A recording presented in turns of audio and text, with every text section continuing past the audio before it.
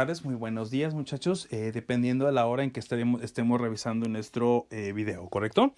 Ok, bueno, el día de hoy vamos a trabajar con un tema que de alguna manera va a ser complementario para el tema anterior, tema que estuvimos revisando la semana anterior.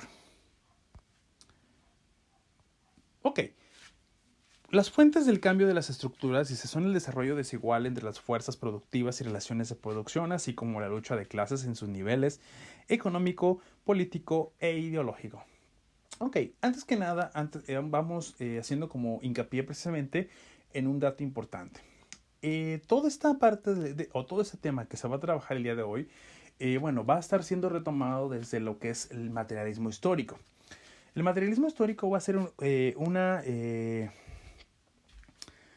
teoría tanto política, filosófica, económica, que va a intentar precisamente responder a ciertas preguntas. La que nos compete hoy, la que nos interesa retomar, pues es precisamente la del cambio social. Bueno, el cambio social, desde la perspectiva de Marx, va a tener de alguna manera ciertas fuentes muy importantes. Lo primero que Marx también va a decir es, por ejemplo, que nuestra estructura social, toda nuestra sociedad de alguna manera, se sienta sobre una base muy importante y que va a ser fundamental para cualquier cambio que se vaya dando dentro del ámbito social. Va a ser precisamente lo que es el sistema económico. Y el sistema económico, pues ya vimos cuáles son los distintos elementos que lo componen, desde lo que son las fuerzas de producción, es decir, la fuerza trabajadora, la fuerza que se encarga precisamente de elaborar las distintas partes que componen un producto final, las relaciones que se mantienen precisamente entre los empleados, entre los patrones y entre los empleados y dueños y demás de una empresa. Pero a su vez, cuáles son las relaciones que se mantienen dentro de la misma sociedad entre lo que son los patrones, dueños de las empresas, es decir, los inversionistas y el Estado. Es decir, es todo ese sistema económico. Pues bueno, para Marx, ese sistema económico o esa es parte de la estructura social es la que va a determinar literalmente todo. Cualquier cambio, cualquier elemento, cualquier pieza que se vaya modificando dentro de esa sociedad o dentro de esa estructura, pues en última instancia va a determinar todos los cambios sociales, tanto ideológicos, políticos, económicos y demás. ¿Ah? Marx también propuso otro término que es el de la lucha de clases, que es el que menciono aquí. La lucha de clases, no es otra cosa más que el enfrentamiento que se va a dar precisamente entre los distintos grupos de personas de una sociedad. Cuando se habla de clase social, se habla precisamente de la clasificación de las personas. En el sistema capitalista, por ejemplo, encontramos que hay clase baja, clase alta, clase media, y en la actualidad, también puede haber clase baja alta, clase baja media, clase media baja, media alta, clase alta baja, clase alta alta, es decir, una serie de determinadas clasificaciones. ¿Cómo se clasifica? Bueno, en función precisamente del poder adquisitivo de cada una de esas personas. Es decir, qué tanto gana una persona dentro del sistema social económico. Tenemos, por ejemplo, personas que pueden llegar a ganar desde 2,000, 3,000, 4,000, 5,000, hasta 50,000, 60,000 pesos dentro de lo que es un lapso determinado de un mes. Esto va a definir precisamente qué tantas cosas puedes comprar y qué tantas cosas de mejor o de buena o de mala calidad puedes obtener con tu dinero. Y esto en última instancia, va a definir precisamente el estatus que vas a tener dentro de la sociedad, ya seas clase alta, baja, media. La lucha de clases pues no es otra cosa más que la lucha entre estas dos clases. Pero ¿por qué se llegaría a cabo precisamente una lucha? Dice, nos encontramos con un amplio grupo de trabajadores cuya paradoja consiste precisamente en que a pesar de ser generadores directos de la riqueza social, pues no disfrutan de ella, ya que solo se les asigna lo indispensable para subsistir. Ante esta situación, no es posible hablar de armonía, ya que los intereses de las minorías favorecidas no concuerdan con los de las mayorías explotadas. Conflicto permanente que se expresa a través de la violencia. Básicamente lo que va a decir Marx es que en un sistema económico, por ejemplo, como el capitalismo, la mayor parte precisamente de miembros del sistema económico y que se encarga de la producción de los productos y la generación de riqueza, porque al final de cuentas los trabajadores, precisamente los productores y demás, en última instancia son los que llevan a cabo el mayor trabajo, el mayor desgaste en el trabajo para la producción de un producto final que se vende a los consumidores finales. Pero parecería ser que esto no importa en realidad. ¿Por qué? Porque al final de cuentas quien gana más dinero precisamente es la clase alta o la clase capitalista, es decir, aquellas clases que tienen más ingresos económicos. ¿Por qué? Finalmente porque son dueños. Al menos así lo diría el sistema capitalista, ¿no? Pero también, por ejemplo, el mismo sistema capitalista nos va a hablar, por ejemplo, de que a pesar de que los ciudadanos de un país o de una sociedad, en última instancia, son los generadores de la riqueza del Estado, es decir, todos estos impuestos que se reciben y demás, finalmente quienes más ganan en última instancia, pues son los diputados, los que aparentemente no harían casi nada. Diferencia de los demás, de los empleados y demás, de los demás ciudadanos que con sus impuestos pagan precisamente todas esas grandes riquezas o esos grandes salarios que reciben precisamente los diputados.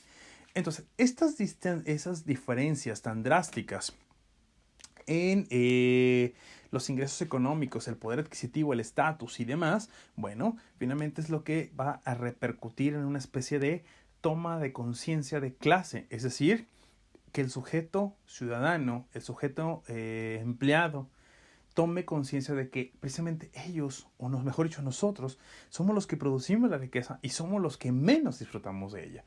Esto, en última instancia, llevará a una revolución, ya sea una revolución pacífica o una revolución no tan pacífica como lo menciona aquí, ¿no? Es decir, que se expresa a través de la violencia. ¿Por qué? Bueno, porque parece ser que, repercutirá a lo mejor hasta en huelgas, a lo mejor en boicoteos, a lo mejor en ataques directamente contra las empresas y las marcas y demás, ¿va? Entonces, lo que va a decir Marx es precisamente que los cambios sociales se van a dar precisamente por la serie de modificaciones que se van a dar en el interior de lo que es la ideología de la clase social, que llevará precisamente a un enfrentamiento entre las distintas luchas de clases y que después repercutirá en un cambio social, político y económico. Ahí vamos a tener, por ejemplo, a la Revolución Rusa, la Revolución Francesa, la Guerra de Independencia, entre otras más que iniciaron precisamente porque el pueblo se da cuenta de que sus autoridades en última instancia los explotan de manera exagerada y que la vida o la reproducción de la vida en realidad no se vuelve tan fácil. Inclusive parecería ser que la explotación lleva a la extinción de determinada clase social. Y entonces, viene una revolución y entonces viene un cambio social que puede repercutir en el ámbito político, en el ámbito económico, en el ámbito social. Cuando hablamos del ámbito social es la generación a lo mejor de nuevas clases sociales o la repartición de riqueza, que ya estaríamos hablando del ámbito económico, o en el ámbito político cuando, por ejemplo, un determinado partido, por ejemplo, puede llegar a perder tanto poder y en última instancia darle su paso a otro partido político, o en el caso precisamente de la Revolución Francesa, cuando desaparece el sistema monárquico y entonces entra la república y entonces se genera una forma distinta de gobernar, una forma distinta de organizarse los distintos poderes del ámbito político, ¿correcto? Entonces por ahí va toda la cosa. La lucha de clases, tal como la concibió originalmente el pensamiento marxista, planteaba soluciones de carácter revolucionario que implicaban el cuestionamiento y la ruptura social con lo establecido. Cuando se habla de ruptura social con lo establecido, no es otra cosa más que romper por ahí nosotros con ciertas ideas a lo mejor que se mantenían dentro de la estructura social. Nuestra estructura social considera ciertas reglas, ciertas estructuras muy fijas, por ejemplo, sistema democrático social, el sistema democrático representativo o voy a poner un ejemplo. Va de nuevo. Pensemos, por ejemplo, en nuestra situación mexicana. Nuestra situación mexicana, por ejemplo, en años anteriores, casi toda la gente consideraba que los dos partidos así como más fuertes y más importantes y más imponentes para nosotros y de una forma más confiable, pues era el PRI o el PAN.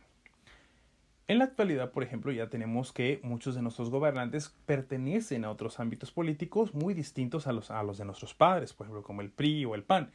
¿Por qué llegamos a romper con estas tradiciones? Es decir, a chocar y a considerar que estaban erróneas y entonces a tomar la decisión de cambiar al viejo partido político en el que habíamos confiado Bueno, precisamente porque fuimos tomando conciencia de que los distintos partidos políticos como el PRI o el PAN en última instancia no estaban funcionando, es decir, no estaban dando lo necesario para que nuestro país se desarrollara, pero no solo un área política, perdón, no solo un área social, sino todas. Rompimos con esa tradición, por eso se habla de ruptura radical con lo establecido, y comenzamos a votar por otros partidos distintos, considerando que estos eran factibles para lograr el cambio que nosotros queríamos. ¿Va? Entonces, cuando se habla de ruptura, ahí está precisamente. Es por poner un ejemplo. Hay muchísimos ejemplos más.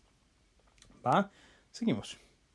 La forma de producir y repartir la riqueza, bueno, generada por la producción, los mecanismos de representación y participación política, las ideas y la cultura deben de sufrir una transformación radical. Es decir, la ideología que tenemos con respecto a la vida, la participación que nosotros consideramos que los ciudadanos debemos de tener, las ideas y demás, van en algún momento determinado a cambiar con base precisamente a las experiencias que vamos teniendo a lo largo de nuestras vidas, y entonces se da un giro en el ámbito social, es decir, en la forma en que la gente piensa, la forma en que la gente se ve a sí misma, la forma en que se considera la política, la forma en que se considera precisamente los mecanismos de representación, por ejemplo, a los diputados y demás.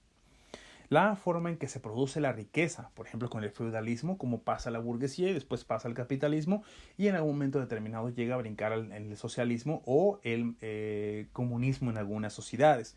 ¿Va? Entonces, forzosamente hay un cambio. La revolución, bueno, va a ser solo un momento coyuntural, es decir, solo es un instante que de efervescencia, de conflicto, lo que llevará precisamente a que la sociedad cambie. Dice, pues, dice, solo un momento coyuntural, pues las aspiraciones del movimiento pueden también frustrarse, es decir, en algún momento determinado a lo mejor el movimiento o el cambio pues llega a fracasar y entonces no hay un giro. Pero en alguna mayoría determinada de ciertos cambios, bueno, también se darán precisamente cambios realmente importantes. Y aquí aparece una palabra importante, ¿no? La idea de movimiento. Ojo, la idea de movimiento va a tener que precisamente que ver con movimiento social, que va a ser un tema que nosotros vamos a estar trabajando más adelante. Por ahorita solo lo quiero dejar aquí como una pequeña introducción a lo que más adelante vamos a ver. ¿Por qué? Porque precisamente cuando se habla de un movimiento social se considera precisamente que este movimiento social tiene como finalidad lograr un cambio dentro de la realidad. Y ese movimiento social nace por una serie de personas o un grupo de personas que son conscientes de que algo está mal dentro de la estructura social y entonces se tiene que cambiar. Y cuando hablamos de algo que está mal dentro de la estructura social, precisamente también se puede hablar de ideas, de cosmovisiones, de formas de producción, de formas de repartición de riqueza, o a lo mejor de mecanismos de representación. Es decir, por ejemplo, como cuando consideramos precisamente que el PRI ya no era un partido que realmente estaba representando los intereses del proletariado, o de las personas más pobres, o de las personas más humildes, no, sino que realmente estaba buscando solamente su riqueza. Y así sucesivamente. ¿Va? Seguimos. Sin embargo, bueno, se puede ser el resultado de cambios previos dentro del sistema, pues las transformaciones no siempre son cambios bruscos y simultáneas de las instituciones básicas, ya que puede cambiar gradualmente y solo después de cierto tiempo se podrá decir que el sistema transformó sus relaciones estructurales. Técnicamente lo que nos está diciendo esta idea es que los cambios sociales también pueden depender de otras cosas más. A lo mejor un simple y sencillo cambio de la forma de visión del ser humano, sí, pero mucho más lenta. Lo que están dando a entender es que ahí puede haber un cambio, pero que puede ser tan lento que a veces no lo percibamos. Pero también, por ejemplo, algunos movimientos sociales, por ejemplo, ya adelantándome un poquito sin meterme como tal al tema, pueden ser movimientos tan lentos que pues tarden años. Por ejemplo, en algún momento vamos a mencionar precisamente el movimiento zapatista, el EZLN.